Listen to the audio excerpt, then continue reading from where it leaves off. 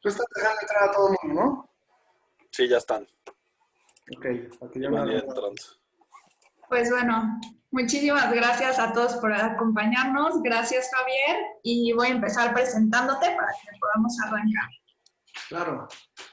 Bueno, Javier Sánchez es arquitecto egresado de la UNAM.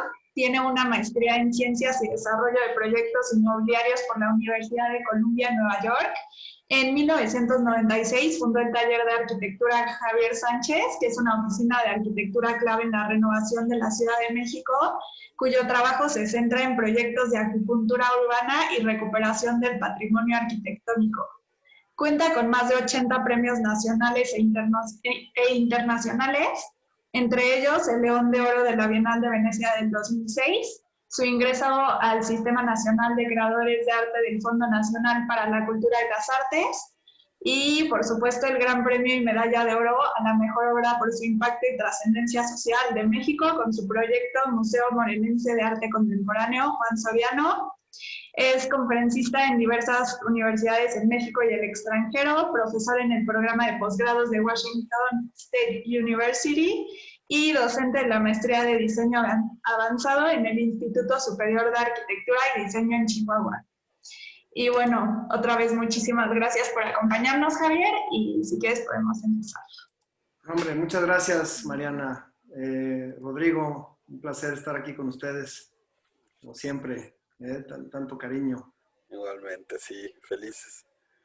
Pues, a ver, nada más para un poco entender, ¿los alumnos son de posgrado o son Tienes todo tipo de público. Tienes licenciatura, posgrado y gente externa, profesores y todo, sí. Muy bien. Bueno, finalmente pues todos somos arquitectos en potencia, digamos, ¿no? Preparé esta charla que toca temas que son importantes para poder explicar el trabajo de la oficina de JSA, que tiene que ver sobre todo con el trabajo de la arquitectura y la ciudad, o sea, del vínculo entre esas dos, pero también en la última parte de la charla quiero hablarles del vínculo entre la arquitectura y el campo. Entonces, un poco para irle entrando, si me deja esta cosa. Next. ¿Sí? Estas malditas plataformas siempre hacen cosas raras. A ver. Sí, ¿no? Show. Ahí está. Entonces, sí, pásale, pásale. Gracias. Si quieres, déjame por acá. Perdón, es un poquito de gasolina que siempre es necesaria, un cafecito. Anda, genial. Gracias, qué mal. Es que, digo, sin entrar en mucho detalle, pero estoy en Valle de Bravo y desde marzo estoy viviendo en Valle de Bravo, yendo a la Ciudad de México algunos días de la semana, de repente cuando tengo que ir. Y los viernes en concreto estoy trabajando aquí desde hace 5 meses en una obra que me tiene muy interesado. Y todos los viernes, pase lo que pase, llevo 5 meses ahí. Luego les platicaré de eso, pero tuve que correr para llegar aquí a la 1 para que me diera tiempo de ir a hacer la dirección de obra que estoy haciendo y llegar acá. Entonces, por eso se nos hizo unos minutos tarde, una disculpa.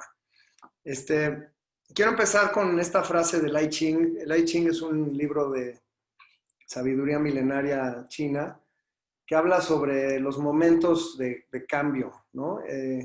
Y que creo que está muy relacionada pues, con una posible coyuntura o con un momento de cambio que pueda darse en el planeta en el que vivimos, pues a raíz de todo lo que nos está pasando, que pues es producto de, vamos, de un desconecte, yo diría, entre el ser humano y su planeta, ¿no? Que al final de cuentas somos parte de lo mismo, no somos dueños de este planeta, ese es parte del error. Ni la naturaleza está para servirnos, ni nada por el estilo, somos la misma cosa. Y en el momento en el que no entendemos eso y nos desconectamos y le faltamos al respeto y nos vamos por cosas que ni siquiera existen, como el dinero, que es otra plática, pero el dinero no existe, pues nos caemos en estas situaciones tan terribles, tan críticas, tan tristes, pero que por otro lado pues nos pueden hacer quizá renacer si somos capaces de reinventarnos, ¿no? De encontrar, como dice aquí, de encontrar la luz después de la oscuridad, ¿no? Esta frase tan bonita, ¿no? Entonces, eso es parte como del mensaje de esta charla, ¿no? Tratar de entender de qué manera es que podemos entender la arquitectura como parte de un proceso de regeneración. Esa palabra es una palabra que me parece muy importante en este mundo actual y que tiene que ver con generar más, no con sostener, ¿no? Sostener ya no es suficiente, no hemos sido capaces de sostener y hoy tenemos que aportar de regreso. Entonces, hasta dónde los edificios son capaces de dar más, no de simplemente no tocar, ni de, digamos, esta idea como de la sostenibilidad tiene que ver con que yo no le afecte el patrimonio a los que siguen, pero el problema es que eso ya se hizo. Entonces, más bien lo que tenemos que hacer es empezar a generar cambios que sean positivos, que no sea un net zero, como se le llama, sino más bien un positive. Y eso es importante investigarlo. Los invito a que lo investiguen. Hay algunas ideas que van apareciendo en la charla. Ahí ustedes irán viendo, lo voy a ir campechaneando con lo que yo les voy a ir platicando, pero pues, por supuesto la idea de caminar y de que las ciudades las podamos sentir y disfrutar de esa forma y no a través del automóvil, pues es para mí algo que ha sido siempre importante. Y eso tiene que ver con que los lugares en donde caminan pues tengan algunas condiciones que permitan que realmente camines, entre ellas la belleza, pero por supuesto la utilidad, la comodidad, que sean seguras, etcétera, ¿no? El Museo Soriano, que hoy es galardonado el 1 de octubre con este gran reconocimiento, es un proyecto que nace de un concurso al que fuimos invitados y en el que nos planteaban hacer una casa para la colección privada del maestro Juan Soriano. Esta es una imagen que habla un poco como de esta dualidad, digamos, entre el edificio y la naturaleza, ¿no? Y un poco la construcción de un puente entre ambos, ¿no? Que ha sido un poco pues, el vértice de este proyecto. El terreno en el que teníamos que operar es un terreno que tiene una conexión con un barrio que se llama Matitlán y con el Zócalo de la ciudad de Cuernavaca, en un vínculo caminable, pero con un desnivel, un cambio de nivel topográfico importante. Entonces nos parecía que, por un lado, a nivel visual se podía establecer una conexión del museo hacia el Palacio de Cortés, que está establecida en el proyecto y la verán, pero que era importante ese vínculo, establecerlo con el barrio de Amatitlán que cobija o que respalda al museo, de tal manera que se construyera un nuevo centro de barrio en donde no solo está el museo, sino está la iglesia y está el mercado y está la escuela pública. Todo eso era parte de este terreno. El terreno tenía una conexión a la gran zona centro de la ciudad y a este pequeño centro de barrio. Este es el Zócalo de Cuernavaca con el Palacio de Cortés y el Palacio de Gobierno.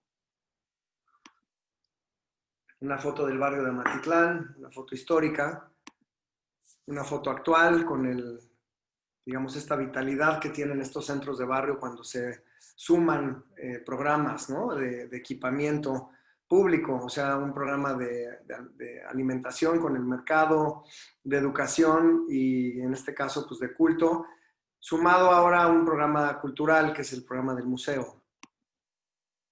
Un terreno muy bello, con árboles que fueron creciendo dentro de una idea de una casa de fin de semana en Cuernavaca. Eventualmente conocí a la familia que le vendió estos terrenos al gobierno y eran felices de volver a ver sus árboles que pensaron que en algún momento podían desaparecer. Por supuesto, los árboles, así como también esta conexión, son los dos factores que influyeron en el diseño. Y donde están estas casas, que se ven, había 2 casas de fin de semana, son las huellas en donde construimos parte de los edificios, porque era pues donde no había árboles, ¿no? El proyecto tiene esta estrategia de inicio de poder convertirse en un conector ¿no? Y entonces este diagrama muestra cómo hay estas dos plazas en diferentes niveles y cómo se plantea un vínculo peatonal a través del mismo museo. Una lámina del concurso en donde en corte se entiende claramente el cambio de escala entre la zona, llamémosle del centro de barrio de Amatitlán, ahí se ve una imagen, digamos, de esa iglesia, los árboles, el museo y en otro nivel la calle que eventualmente sube al centro de Cuernavaca, en planta el jardín con un espejo de agua. Todo esto pues era parte de la estrategia del concurso, las láminas que presentamos para el concurso. Un espacio que, por otro lado, lo que queríamos era que tuviera una permeabilidad en planta baja, que casi fuera como un gran pórtico, un edificio porticado que tiene estas columnas que suspenden una caja por encima de ellas y que a nivel de la planta baja se vuelve un conector, se vuelve una calle interior abierta a la ventilación cruzada y a la luz natural, techada de la lluvia, pero no delimitada con vidrios, ni con necesidad de aire acondicionado, ¿no? Ese es el punto 1, 2 y 3, que es el museo. El 1, el vestíbulo, el 2 es parte de un espacio de eventos, el 3 es la biblioteca de las artes del estado de Morelos, el 4 es esa sala que en el concurso era más rectangular, pero que la fuimos amoldando al tamaño de las raíces de los árboles que estaban rodeando ese espacio. El 5 es un pequeño claustro en donde están unos talleres para vinculación con la comunidad, para residencias de artistas. Y después hay una estructura que estoy señalando al norte, que es un cárcamo que se sumó al proyecto eventualmente. ¿Me puedo quitarme eso porque estoy en una... Sí. En este corte ustedes pueden entender, creo claramente, que el museo sucede, vamos a decir, con un espacio intersticial que cruza, que es, digamos, la subida al jardín a través de la misma estructura del museo, el paso por la planta baja, la salida al jardín, la continuidad hacia la biblioteca. O sea, todo esto que estoy señalando, que creo que sí ven mi cursor, ¿correcto? Todo esto que estoy señalando es este espacio público, arriba del cual hay esta sala, dividida en 3 módulos, que es la sala principal, y abajo está el estacionamiento en el sótano 1 y la bodega de la colección en el sótano 2. El claustrito entre los grandes árboles hacia el barrio de Amatitlán, ya cambiando de escala, ¿no? Una escala más de barrio. Yo diría que realmente en este corte está pues, todo lo que quisimos hacer en este proyecto. Nos gusta mucho pensar en corte, ¿no? Por supuesto hay que pensar en planta y en corte, no solo en corte, pero entendemos el corte como lo que cualifica la planta, ¿no? Lo que le da calidad a los espacios, ¿no? En donde se piensa, digamos, la dimensión vertical. Aquí más o menos podemos entender cómo se va generando este escalonamiento para ir cambiando de nivel, salvar 5 metros de desnivel que hay entre una parte del terreno y otra y poder permitir este cruce peatonal, que es algo que siempre me ha interesado. Si nuestros proyectos son capaces de crear nuevos recorridos a través de la zona privada de la ciudad, digamos, de los terrenos que están delimitados, cómo hacer para cruzar por dentro de ellos y generar estos pasajes, ¿no? En este caso es un pasaje que además es un atajo, que además es un parque, que puede volverse un espacio libre, es decir, sin tener que pagar, sin tener que considerar, es un recorrido por dentro de la ciudad, pero por un jardín privado de un museo, ¿no?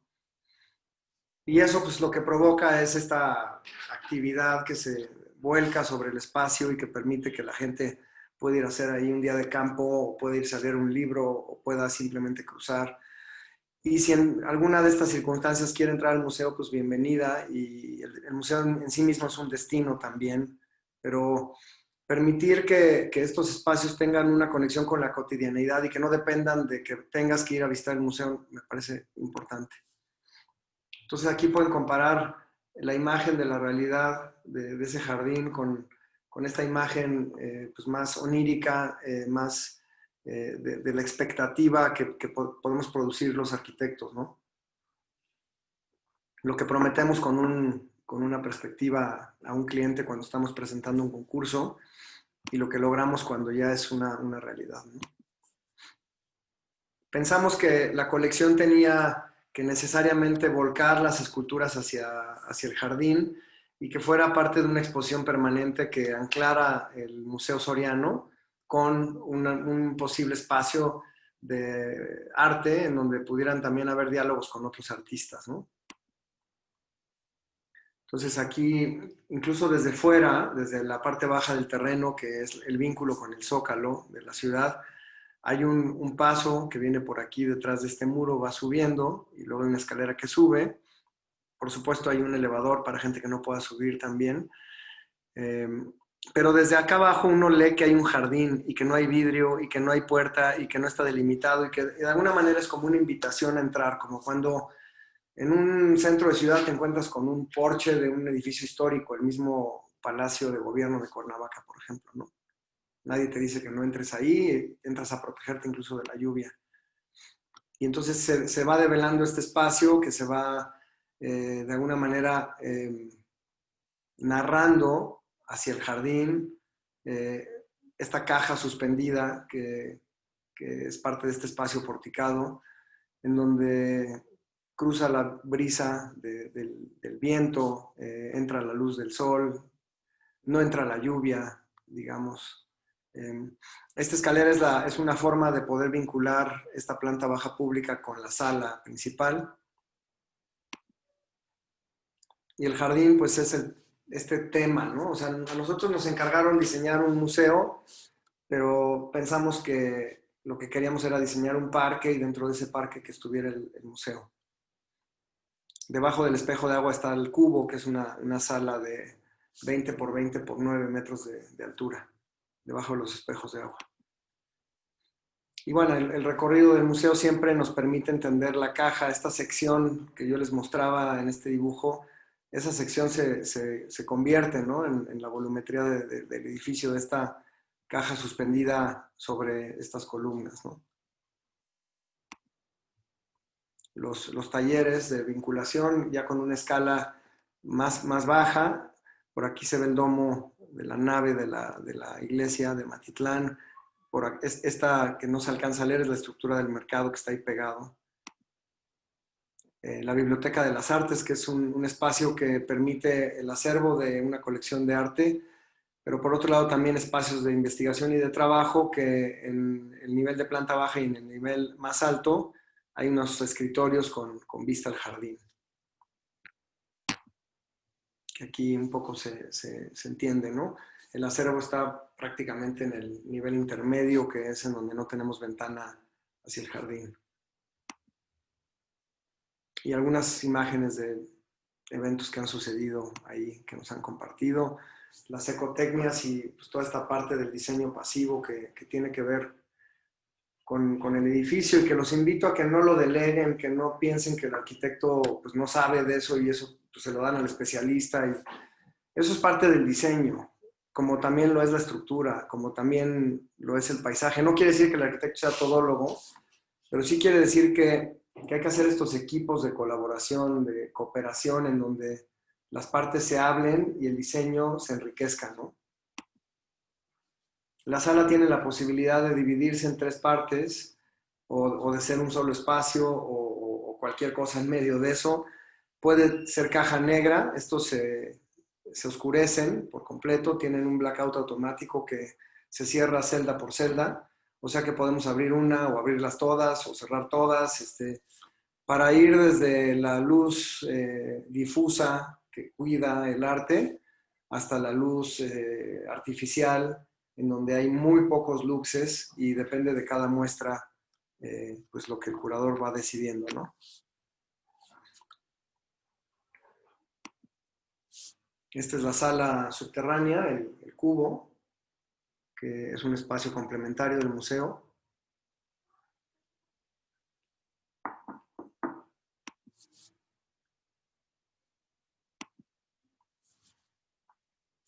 El reequipamiento tiene que ver con el pensar en cómo reciclar estructuras y cómo apropiarlas, utilizarlas, potenciarlas de otra forma, ¿no?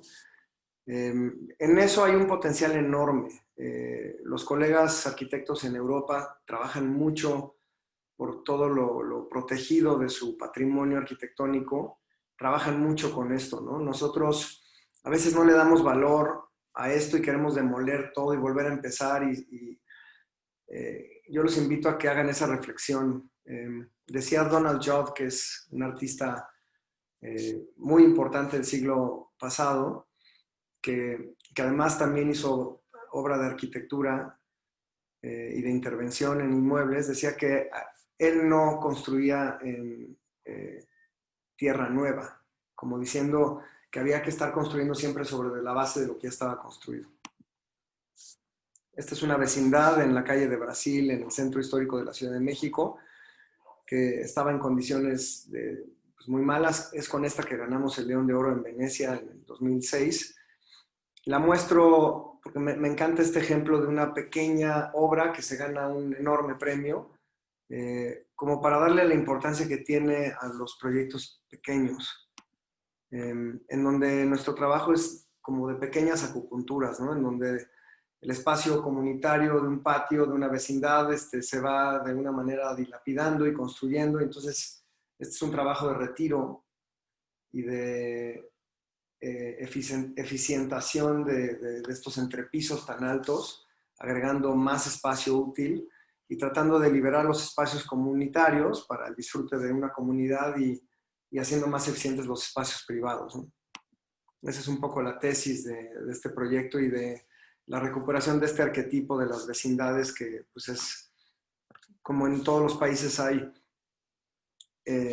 digamos, daba yo una charla hace unos días en la Universidad de Córdoba, en Argentina, igual por Zoom, pero hablábamos de las viviendas chorizo, que es una tipología que tienen en Argentina de esta vivienda larga, con un patio lateral.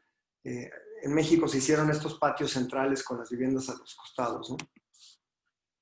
Un trabajo que hicimos muy bonito de entrevista con los habitantes, que algunos vivían, por ejemplo, en un cuarto de azotea, y en un programa de gobierno entre México y España se les podía dar la posibilidad de adquirir una vivienda en este inmueble, pero ya de un tamaño cercano a los 60 metros cuadrados, con un subsidio importante, ¿no?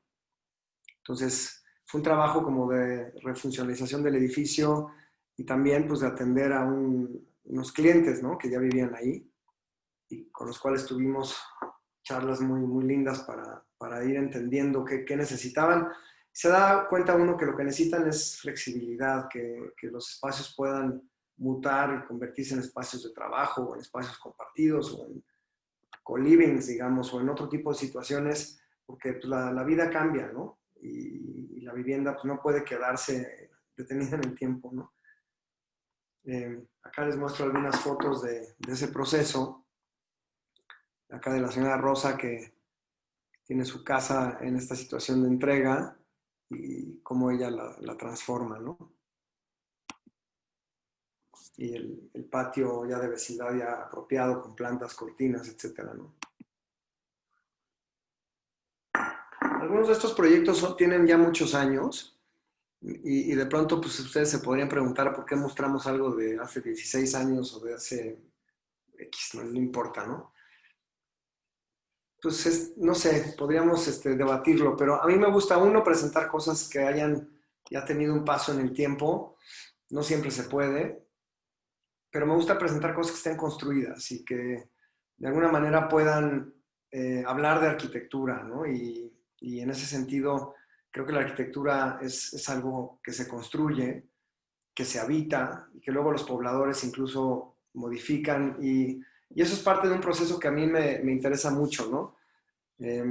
Creo que a la arquitectura hay que darle tiempo, que envejezca, que tome su dimensión social y pues no pensar en fotografiarla pues vacía y sin gente, sino ocupada y habitada y confrontada, ¿no? con la realidad, que es pues habitar, que es una cosa sucia, ¿no? O sea, nosotros no no controlamos eso y está bien, o sea, no es arte puro en donde pues, el artista, estoy así, ya, ¿no?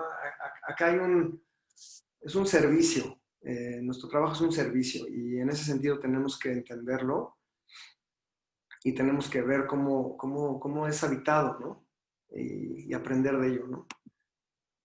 Entonces este es un edificio de una estructura industrial al que igual que la vecindad, pues le aplicamos un criterio de liberación de un espacio para crear un espacio de comunidad, eficientación de los entrepisos, le agregamos estructuras ligeras y de esa manera lo hacemos más funcional, pero también le creamos de pronto en corte, volviendo a la idea del corte, esta es la planta del edificio, es un edificio que estaba aislado en las 4 colindancias por una especie de patio perimetral, con ventanas en el perímetro, entonces se podía crear un corazón de manzana al centro, un lugar comunitario y después pues, una vida ya privada hacia el exterior, ¿no?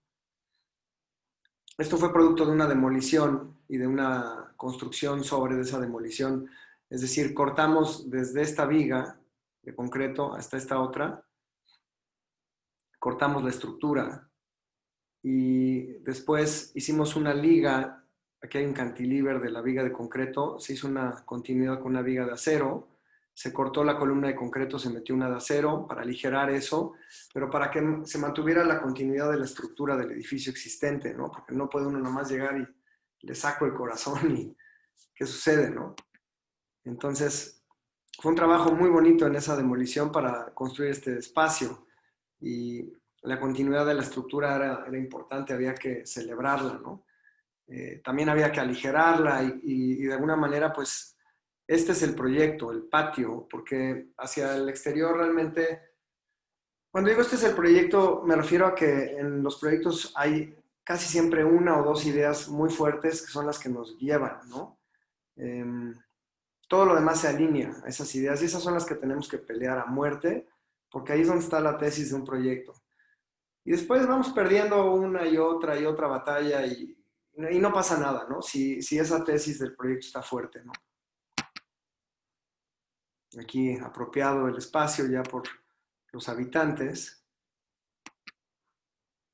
Este proyecto lo terminamos el año pasado, es un edificio que se fue construyendo en etapas. Su primera etapa está aquí, en el siglo XIX. Esta segunda es a principios del siglo XX y esta es como en años 30 del siglo XX. Y entonces es una estructura que, aunque parece hecha de mampostería, un ingeniero con mucha creatividad decidió hacer una planta de transición, o sea, hay una planta porticada en toda la planta baja con unas grandes columnas y con unas grandes traves, y de ahí para arriba hay muros de carga y elementos de contención en acero para generar en planta baja unos locales comerciales con mucha altura, con mucha flexibilidad, y en planta alta, en las siguientes plantas, una estructura de muros de carga que soportan pues estas adiciones, ¿no? Que se le fueron agregando, insisto, 1, 2, 3, y la cuarta la hicimos nosotros, que la cuarta lo hicimos de una manera menos evidente, no se nota en la fachada, pero la van a ver ahora.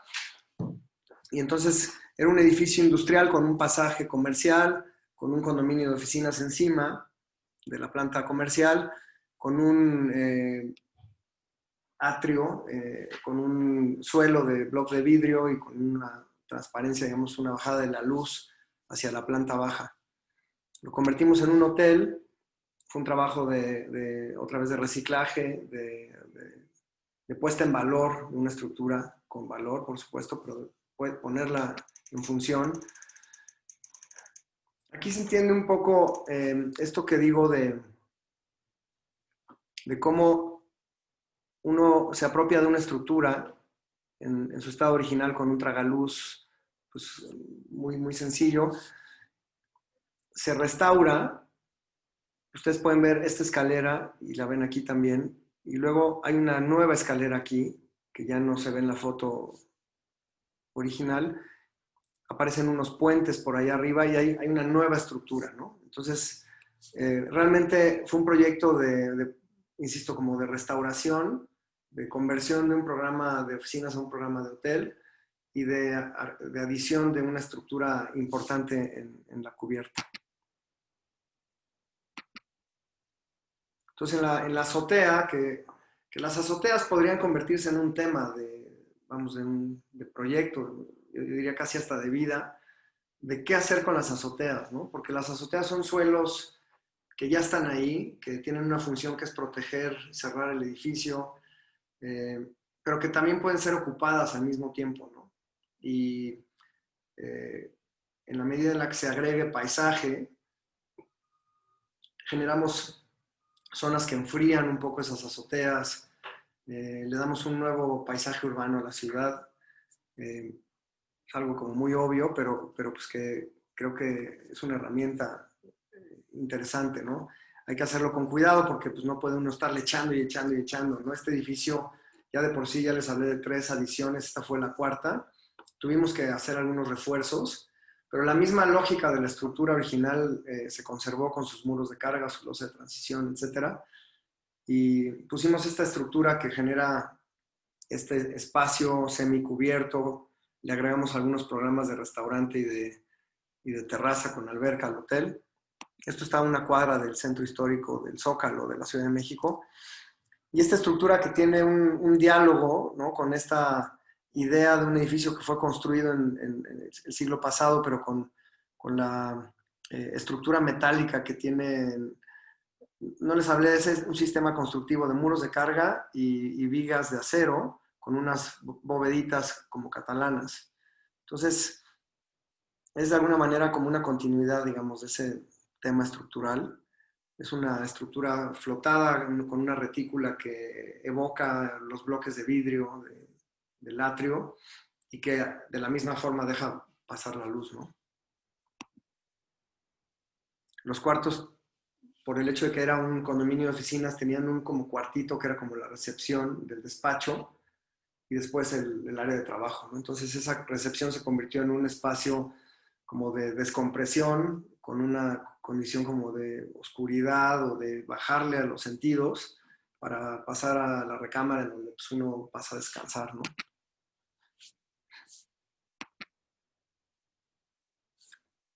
Este proyecto ha ido avanzando con el paso de los años. Empezó con el proyecto de un restaurante para el grupo de Enrique Olvera y con un chef joven que se llama Luis Arellano, que trabajó con Enrique, que Enrique en algún momento le dijo, vamos a poner un restaurante, nos asociamos, tú llevas la cocina. Luis Arellano claramente es un gran discípulo de Enrique y es el chef de Criollo en Oaxaca. El restaurante está caminando el Zócalo en el centro de la ciudad, pero en una zona, digamos, ya más alejada, no es esta parte muy turística, eso se vuelve un destino. Tenía una casa pues, como porfiriana, ¿no? Con su fachada afrancesada, un pequeño porche hacia un jardín lateral que se ve aquí y una huerta en un terreno anexo, ¿no? Entonces asumimos un poco esa casa para generar parte del restaurante. Esta es la entrada y la mesa de la cocina, en la cual uno pasa por la cocina para llegar a la parte de las mesas del restaurante y vive esa experiencia de la gente cocinando, el olor de la comida, en fin, ¿no? La cocina oaxaqueña con sus comales. Algunos espacios dentro de la casa de un bar.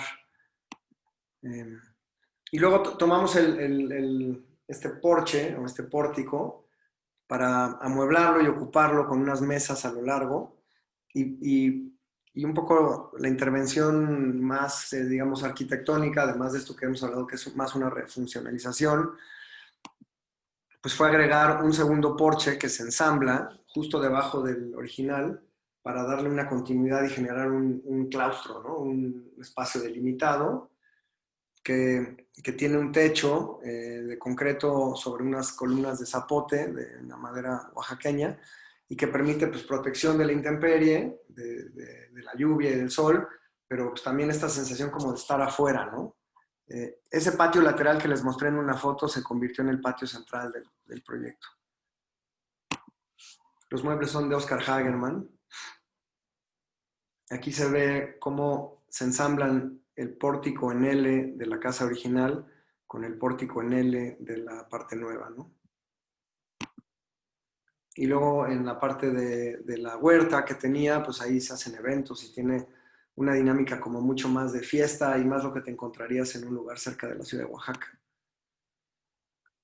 El terreno tenía un anexo que recientemente era una casita chiquita con 2 recámaras, pero que tenía potencial y la fuimos tallando y trabajando un poco para convertirla en una pequeña casa de huéspedes con 2 recámaras, con una terraza, con una pequeña piscina, con un área de baño, con un vapor. Perdón, aquí ya hice una tontería.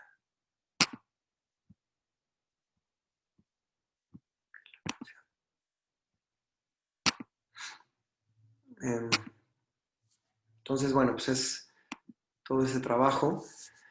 Aquí sumadas un par de cosas, o sea, la idea de reequipar y la idea de caminar y la idea en este caso, construir un conjunto de vivienda, de 250 viviendas, que en parte están insertas dentro de una preexistencia de lo que fue una fábrica de chocolates que se llamaba La Cubana, en la Santa María de la Ribera, un predio de casi 1 hectárea, en donde hicimos un proyecto de 250 viviendas. Detrás de esa fachada hermosa que ven aquí, estaba esta cubierta de fibra de vidrio y de asbesto. O sea, realmente no tenía ya ningún valor detrás. Por lo cual optamos por utilizar la fachada y construirle espacios detrás de la fachada. Espacios no solo a nivel de la fachada, sino, como vieron en 13 de septiembre, la adición de algunos programas, sin por ello modificarle dramáticamente la escala al edificio original, en un proyecto que trae algunos edificios de 6 niveles, otros de 4, otros de 3, otros de 2, como para generar un conjunto de diversidad de alturas. Integramos los árboles que se encontraban en el predio, lo cual nos llevó a construir 2 sótanos en una parte del predio para poder no demoler ni la preexistencia ni los árboles en la otra parte, ¿no? O entrar en unas complejidades absurdas, ¿no? De tener que soportar árboles con estacionamientos debajo y cosas así. Y entonces, bueno, eso también hace que pues, ganemos tiempo. Esos árboles llevaban ahí ya 20 años, cuando menos, ¿no? Entonces se mantienen. El reciclaje de estas estructuras y su puesta en valor se vuelven espacios comunitarios. Y aquí un poco entender cómo se van apropiando también estas ventanas. Esta es la ventana de la fachada original que vieron. ¿Qué sucede detrás, no? ¿Cómo hacemos para darle a la ventana la escala apropiada con respecto a una vivienda y resolver a través de eso la luz de un tapanco, ¿no? Por ejemplo. La procedencia de los residentes, un poco tratando de entender si es que estos proyectos desplazan o jalan gente de otras zonas de la ciudad y de dónde vienen. Y entonces vemos como una parte de la gente que compra aquí viene de fuera de la ciudad, otra parte se reubica dentro de la ciudad y otros vienen de algunos otros estados, ¿no? Y luego los datos duros del proyecto, ¿no? 8,000 metros, la mitad de área libre, 4,000 casi, bueno, 4,200. Y luego este proyecto de alta intensidad, con muchos edificios, para lograr el programa de las 250 viviendas. 253, de hecho, ¿no? Las preexistencias están aquí en café, en esta zona. Los edificios nuevos, con diferentes alturas.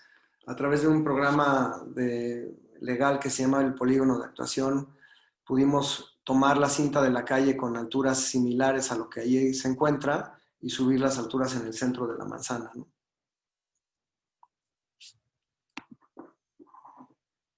La vista de los pájaros, que no es la de los humanos, pero que nos da una idea de cómo funcionan también estos edificios en el gran contexto de la ciudad. Acá hay ya proyectos que no son parte de este proyecto, ¿no?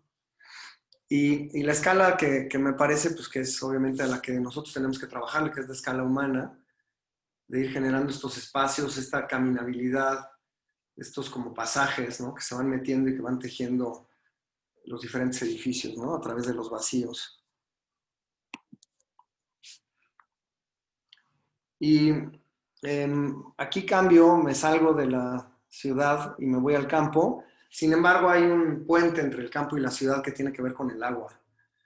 El diseño de la línea clave o Key Line Design, planteado por P.A. Yeomans en Australia en los 50s, y un permacultor hoy que se llama Darren Doherty, que sigue haciendo y que se ha vuelto una práctica muy común, tiene que ver con entender la topografía y los escurrimientos y las zonas en donde la topografía cambia radicalmente y se concentra en estos puntos clave, en donde se puede almacenar agua, pensando en estrategias de aprovechamiento del agua pluvial y luego a través de una serie de zanjas ir conduciendo esta agua para infiltrarla en el terreno de una manera más suave, para evitar que el agua baje y se deslave y se lleve los terrenos. Y entonces es un poco como pensar en estas estrategias de multipropósito, ¿no? O sea, se vuelve una estrategia de paisaje, se puede volver una estrategia de alimentación si se le agregan bosques comestibles, se vuelve una estrategia de agua, se vuelve una estrategia de regeneración de suelo, ¿no? ¿Cómo hacemos para dar más, ¿no? Que es un poco el inicio de la charla. ¿Cómo hacemos para que con una cosa hagamos más de una, ¿no? Entonces, en este proyecto, Alberto Kritzler, con este equipo, Daniel Jaramillo, Claudia Rodríguez y otros, Hugo Vargas y otros arquitectos que trabajaron, generaron un proyecto de desarrollo en 200 hectáreas, en donde hay 100 hectáreas de conservación, de bosque, y 100 hectáreas de lotes, en donde solo se puede construir en el 4%, y todo esto basado en el principio de la recolección del agua de la lluvia, sin conexión a pozos, ni a manantiales, ni a tuberías de agua potable, ni nada, ¿no? Un terreno que había sido agrícola. Esta idea de la concentración de la población en las ciudades, que hoy empiezo yo a cuestionarme después del COVID, creo que más bien debemos de pensarnos en cómo generar también alternativas para que el campo se vuelva, es tan importante porque de ahí comemos, pero no le damos esa importancia. Entonces mal pagamos a los campesinos, importamos comida, prácticamente todo lo que sembramos es para darle de comer a los animales que luego solo algunos pueden comer. En fin, todas estas cosas absurdas del mundo en el que vivimos que hacen que pues, estemos obsesionados con la idea de vivir en la ciudad, y entonces mucha gente llega a la ciudad y ya no encuentra qué hacer cuando hay mucho que hacer afuera, y es tan honorable y tan importante o más de lo que se hace adentro, ¿no? De las ciudades. Entender el tema de la lluvia, que en cualquier lugar del país pues, tenemos una gran fortuna. México, fíjense las grandes sequías que tienen en Estados Unidos, por ejemplo, ¿no? Si seguimos en el camino en el que vamos a estar igual que ellos. Es muy triste eso. Y entonces, ¿cómo hacemos para empezar a ser más conscientes de esto, ¿no? Aprovechar los recursos. México, la ciudad vive de bombearle agua al subsuelo, con lo cual los edificios empiezan todos a tambalearse, y de traer agua desde lugares muy lejanos, como el sistema Cutzamala. Desde que llegaron los españoles a la gran Tenochtitlan, se han dedicado a pelearse, y todo el mundo, de ahí en adelante, con el agua, ¿no? El agua es un problema, hay que sacarla de aquí, ya no tenemos agua, hay que traerla de allá. Cosas absurdas, ¿no? Entonces, hoy de Valle de Bravo llega una gran parte de esa cuenca hidrológica, que es hermosa e increíble, tan generosa que manda agua a la Ciudad de México, a través de esta presa que se construyó en los 50s, a partir de la cual se hizo un gran desarrollo. Y hoy, bueno, pues esa presa pues, alimenta, insisto, a la ciudad. Esto es la Reserva del Peñón hace algunos años, además de la parte ganadera. Aquí me detengo un segundito a hablarles de la importancia de lo que hablaba yo hace rato, de integrar a los equipos, de no ver el trabajo del arquitecto como que nosotros somos los que sabemos, nadie más. Ahí pásale, a ver que te resuelva la estructura el ingeniero, llámale al que sabe de sistemas pasivos, vamos a llamarle al especialista de fachadas, ¿Dónde está el que sabe de iluminación? Tráiganse al del paisaje. Esa es la arquitectura, güey. Y es triste que no seamos capaces de, al revés, integrarnos, ¿no? Y decir, a ver, yo quiero hacer esto, ¿tú qué quieres hacer? ¿Cómo le hacemos? Tráiganse esto, ¿cuáles son los datos? Investiguemos. Antes de empezar a pensar en construir un edificio, primero hay que saber cuáles son los problemas, las oportunidades, los retos y demás. Y creo que a veces cuando nos salimos de nuestra lógica de arquitecto y entramos en la lógica de un grupo, de una multidisciplina, somos y disolvemos el ego, somos capaces de poder aprender, ¿no? Entonces este proyecto para mí ha sido ese aprendizaje de... Yo no tenía idea de la existencia de este principio, ¿no? Me parece trascendental, ¿no? Los invito a que lo exploren. Son estos puntos claves donde se almacena el agua, se conduce por zanjas, estas zanjas se alimentan de una a la otra a través de presas que están interconectadas por gravedad, no se necesita estar bombeando agua. El sistema del Peñón trae una serie de presas que están interconectadas y que además de esas se le exige a las casas que capturen una parte del agua de la lluvia que van a consumir. Una parte de su consumo tiene que venir de sus techos y otra parte viene de este sistema de represas, ¿no? Aquí un poco el proceso de diseño y estas pequeñas, digo, que no son pequeñas, ahora verán fotos de eso, ¿no? Presas que están conectadas. Ustedes dirán, bueno, ¿a quién se le ocurrió poner estas aquí, no? ¿Por qué aquí? ¿Por qué acá? ¿Por qué acá? Pues eso está pensado en base a una topografía. Entonces se va construyendo este sistema a través de hacer unos bordos, ¿no? Y generar estas contenciones. En algunos casos el suelo puede ser impermeable cuando hay mucha arcilla, en otros no, y se tienen que traer membranas. Tiene que tener una profundidad para que el agua respire y genere un proceso biológico que no se estanque y que tampoco se evapore de más. Y entonces la zanja, otra vez, la calle, es una zanja, es un bosque comestible, es una manera de generar infiltración de agua en el terreno, que no se deslave. Son estas cosas que se suman, ¿no? Como estrategias.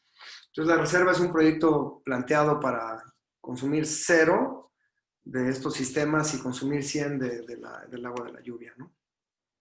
Aquí ya una de las presas terminadas. Esta idea de los edificios de consumo 0 que a mí me parece que no da, ya eso está muy bien, felicidades, pero tenemos que dar más que eso, ¿no? Y entonces pensar cómo damos más, porque ya hemos depredado de más, entonces nos toca pagar esa factura y realmente dejarle algo a los que siguen, que no nos digan, oigan, ustedes, que esos son ustedes, porque yo tengo 51 años, pero ustedes tienen, digo, tengo mucha vida por delante, pero ustedes tienen más.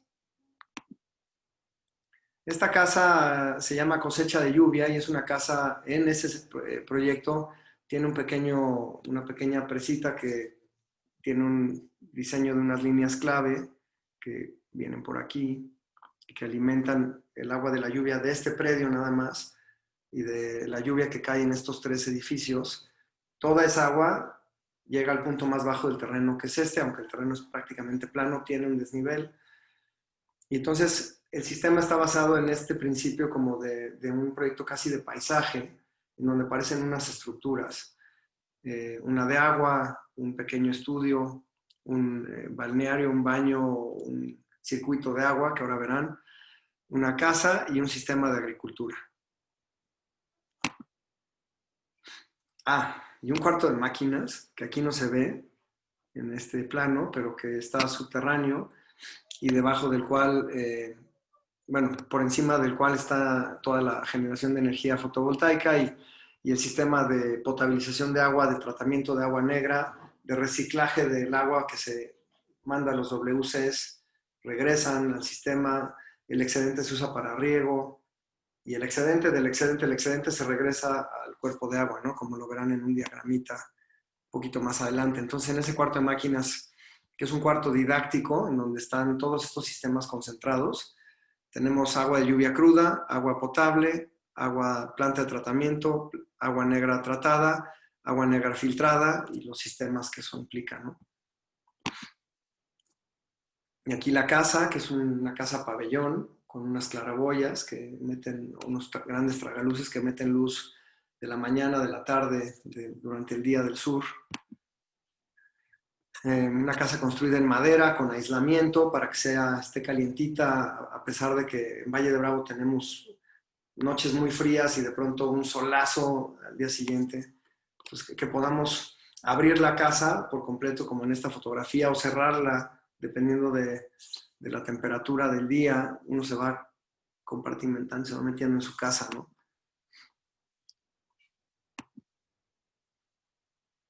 Lo que ven aquí, por ejemplo, es avena. La avena la sembramos como un elemento de remediación del suelo, como un abono verde, no para cultivar avena, sino porque alrededor de la casa habíamos, como todas las obras, se generó una contención, pero pues en el perímetro de la casa pues le dimos en la torre al suelo, ¿no? Entonces un sistema de volver a generar suelo, ¿no? Eventualmente pues eso serán cubresuelos y arbustos y otra vez el paisaje regresará, ¿no? La idea de esta casa que ves a través de ella, y que es como una casa pabellón, el balneario o el sauna o el vapor o las termas, todos estos conceptos, el onsen en Japón, el temazcal, han sido estos elementos que a nivel cultural y milenario nos han conectado al hombre con el agua, ¿no? Entonces decidimos hacer un pequeño edificio que explorara estos conceptos, que fuera un captador de agua de lluvia, que en el centro tuviera una tina de agua fría, que se desbordara y que empezara a generar también una fuente, que el edificio se active cuando llueve. Entonces aquí está en época de secas, que es un espacio contenido. Este es uno de los programas dentro del edificio de un sauna. La luz entra por los tragaluces, igual que en la casa. O sea, siempre hay esta relación entre los edificios a través del corte, a través del material y a través de que llueve en el interior de ellos y todos llevan el agua a la presa, ¿no? Aquí en una fotografía se entiende esta idea cómo desborda después de una lluvia y se amplía este espejo, ¿no?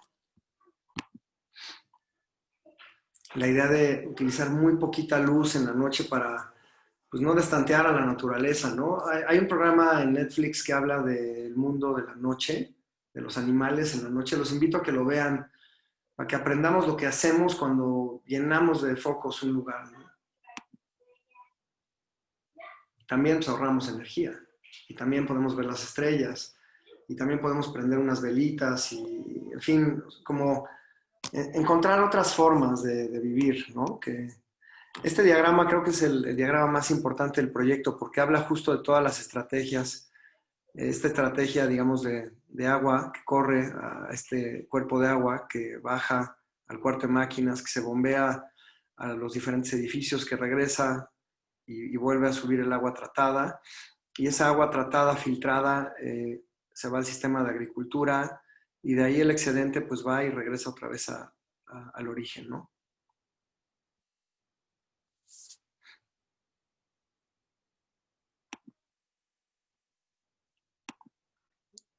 Este es el estudio que tiene esta cajita de 35 metros cuadrados con una terraza abierta al cielo, en donde llueve otra vez, que es esta condición que pasa en los 3 edificios. La casa está justo enfrente del volcán del Nevado de Toluca, entonces en días claros se ve esta relación. Muchas gracias. Si quieren, abrimos un espacio de preguntas, comentarios, lo que quieran. Muchas gracias, Javier. Estuvo súper interesante. Ahorita nos van a empezar a poner preguntas, vas a ver en el chat. Se me está acabando la batería del celular, pero aquí estoy y les puedo seguir contestando por la computadora, si es que se va. Y aquí voy a abrir el chat incluso para poderlo ver.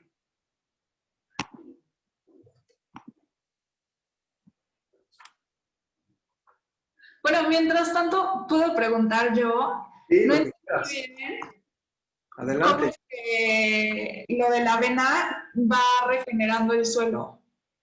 Mira, lo que a veces se nos olvida es que el suelo también necesita comer. Entonces, una forma de construir suelo es construyendo abonos verdes que en lugar de cosecharlos y, y comérnoslos nosotros, se los dejamos al suelo y vamos generando un proceso de construcción de materia orgánica. Y eso eventualmente pues lo que hace es mejorar la condición del suelo, nutrirlo.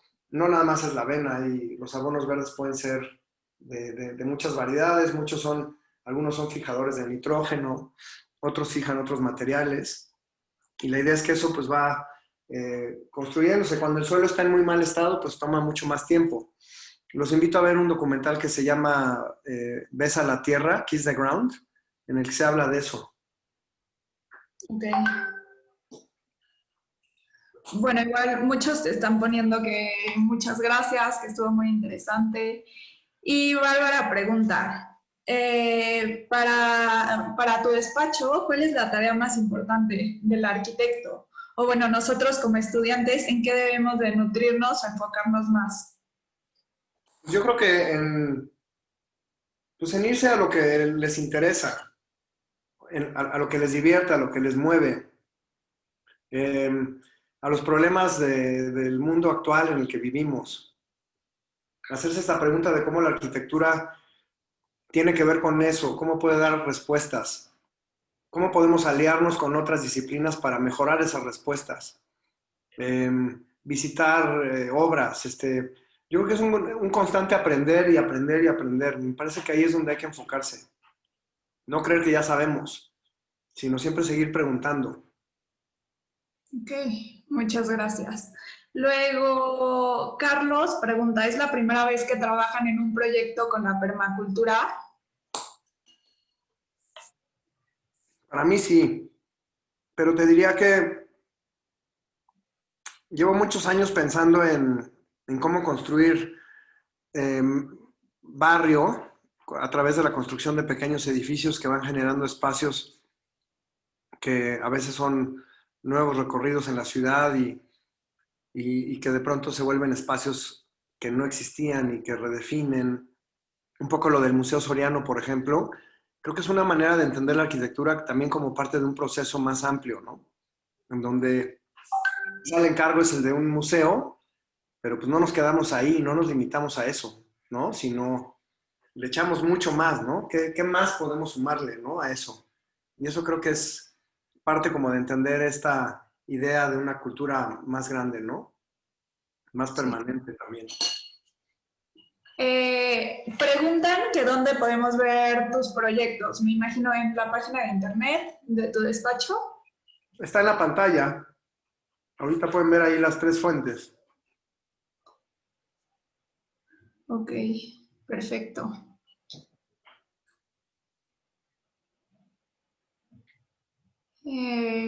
No sé si tú quieras hacer una pregunta, Rod.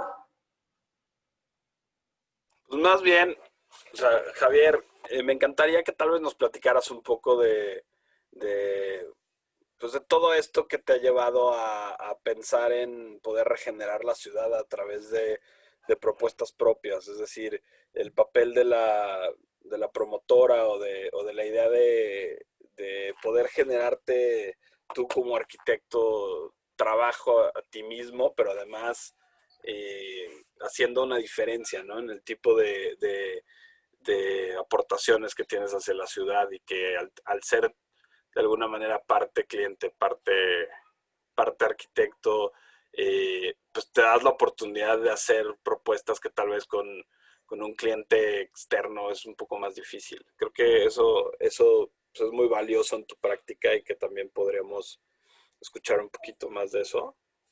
Mira, yo creo que eso tiene que ver con la idea de pensar que a veces el trabajo del arquitecto es buscar esas oportunidades y no nada más esperar, pues a ver cuándo te contratan o te dan un proyecto, ¿no? Esas Exacto. oportunidades muchas veces, eh, vamos, están ahí. O sea, si a ti te interesa y te ha tocado vivir en la ciudad, que fue mi caso, te ha tocado vivir en esos barrios que te movían, que te gustaba la idea de caminar por ellos, de pronto te preguntabas por qué no había más edificios nuevos y por qué todo lo que se estaba haciendo era este trabajo como suburbano, ¿no? O sea, ¿por qué se nos había olvidado seguir haciendo estos proyectos en la ciudad? ¿Y qué había sucedido? Y una de las respuestas era pues que a los desarrolladores grandes pues les da más trabajo construir dentro de la ciudad en lotes pequeños con vecinos que por supuesto se quejan de que llegues a construir al lado de ellos, que llegar a trabajar allá afuera donde pues a lo único que vas a molestar, pero pues la verdad es que te da exactamente igual porque pues ¿quién respeta la naturaleza? Entonces, si te vas a tener que cargar un bosque, pues el árbol no te va a decir nada, ¿no? Entonces, van a salir hoy en día los ambientalistas y eso cada vez va más protegido, pero es más fácil hacer eso, ¿no?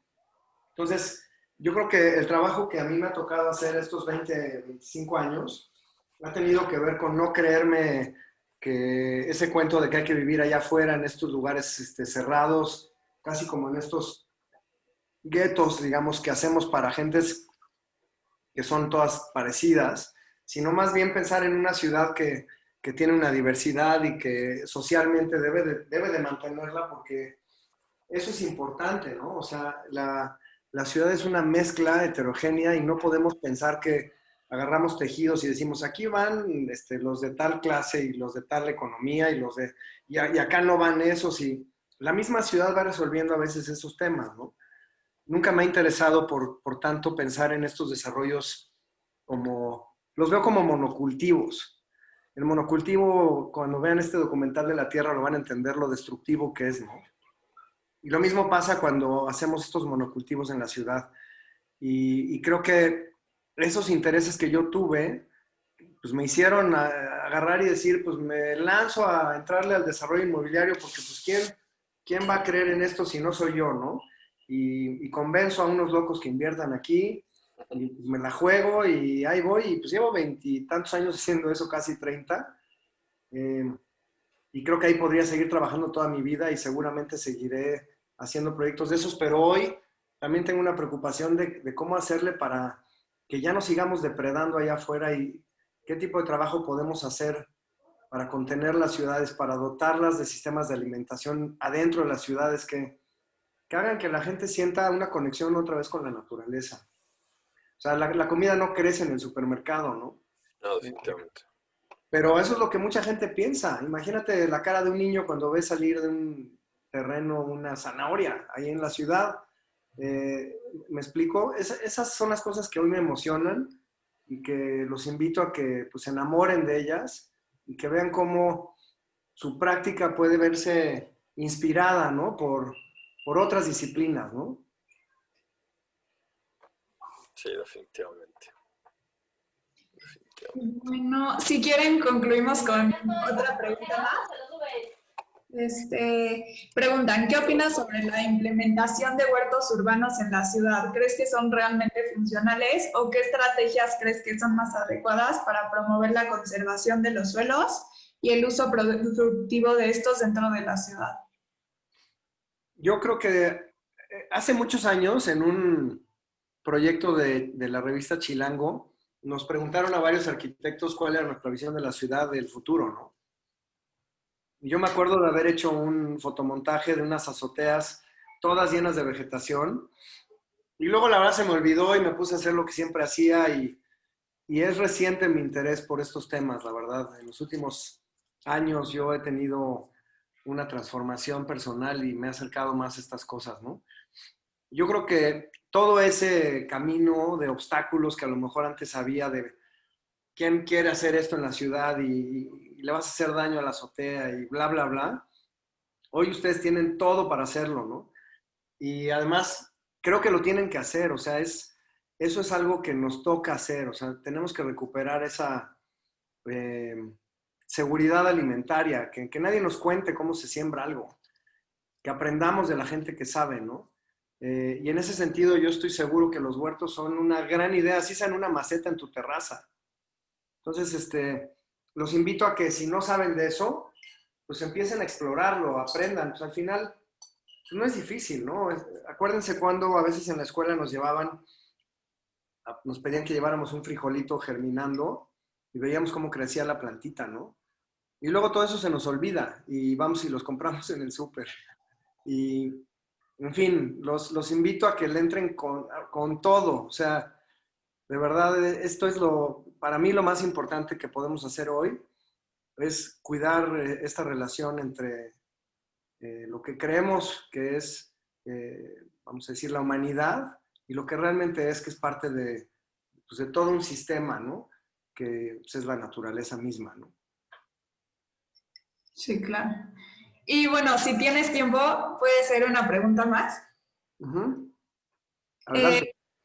Julio dice, ¿cómo empieza tu proceso para congeniar y respetar los espacios ya construidos? Así como este proceso para respetar la naturaleza con la luz y no salirse de la idea o concepto principal.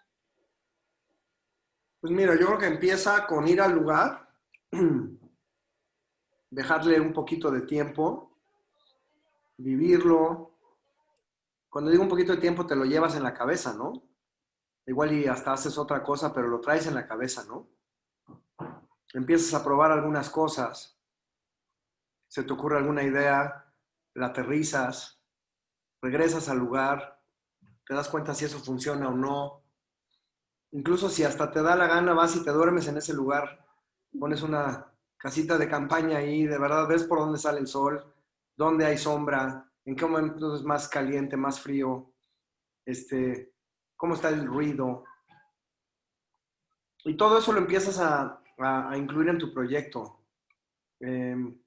Y eso pues está sumado con las cosas que ves, ¿no? Las cosas que traes en tu maleta de viaje, como le llamo yo, que pues es este proceso en el que vas viendo algo y lo vas registrando y lo vas guardando. Hoy, mucho de esto ustedes lo guardan pues en algunas plataformas de redes sociales y demás. Está bien, háganlo con ese sentido. Guárdense hagan esa bitácora, ¿no? De las cosas que les interesan, cuestiónenlas y pónganlas a prueba, ¿no? A lo mejor eso es algo que puede evolucionar en un proyecto, ¿no? Sí, claro. Bueno, creo que serían todas. No sé si quieras decir algo más, Rob. No, pues nada, agradecerte muchísimo, Jav, el No, hombre, yo tiempo y todo. les agradezco muchísimo, pero perdón, te interrumpí, lo digo. No, hombre, no te preocupes, de verdad, muchísimas gracias. La verdad es que es un gusto siempre verte, ver lo que haces, ver cómo evoluciona la oficina y la verdad es que es un orgullo ver. Yo fui parte de esa oficina en algún momento de mi vida y es un gran sensei, el Jav, o sea que síganlo, apréndanle. La verdad es que hay mucha gente maravillosa que ha salido de esa oficina y tienen pues, esta forma de ver las cosas, ¿no? Que tiene Javier y que la verdad es valiosísima. Gracias por compartirnos. No, gracias, Rodrigo. Emocionense con lo que hacen, Exacto. es una vida increíble el arquitecto pues no le tengan miedo, entren con todo. De verdad hay que cambiar este planeta. Ustedes son los que les toca. Los más rucos les tenemos que ayudar nomás, no estorbar. Muchas gracias. Hombre. Muchas Saludos. gracias, Javier. Bueno, y gracias a todos por acompañarnos. Si quieren ya se pueden ir desconectando los que no necesiten pasar el código. Un abrazo, Rodrigo. Gracias, Mariana. Igual, mi Jav, cuídate mucho. Bye. Bye.